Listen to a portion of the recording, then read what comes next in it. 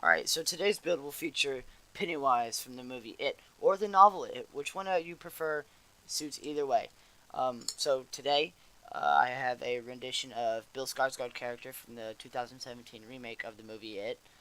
I didn't really want to go for the 1990 version Tim Curry It because I couldn't find the color palette, and honestly, it just didn't really fit the taste. So what I did was I went with a high elf because the magic and the height, and also the big forehead that Bill Skarsgård had. Uh, no hard feelings, Bill. You did an awesome job playing the character, and I hope to see more of you in the future. So, guys, let's get right into this build. Also, please endorse the mod authors. They worked their butts off for these mods. Alright, so let's get right into the gameplay of this build. For the Pennywise character, I went with Illusion, Speech, and Sneak. Sneak, obvious, because Pennywise is always sneaking around in the sewers looking for his next victim. Speech, because he can lure children and other things into his domain where he can feast.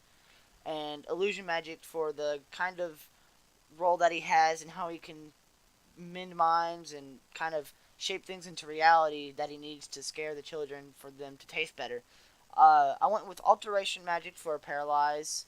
I went with Illusion Magic for mostly main of the fear and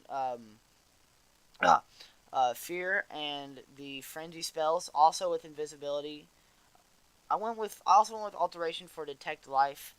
I'm using alternate start. I am using alternate start, but I am also using what is the Ordinator mod, and that basically allows me to have a different set of skills, which is even better. If you're playing this in vanilla, that's okay. You can still make it work, but I prefer the modded version of this mod because it adds a lot more. I'm also using the race menu to get the Pennywise look and kind of the feel for the build.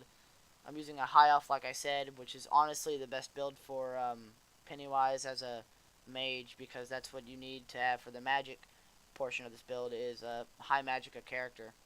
As you can see, I'm using illusion spells to kind of make the enemies run away or fight each other, and you'll see later that I use I believe it was frenzy to make everybody fight each other in the orphanage, and then you basically want to, after you finish killing everybody, you basically want to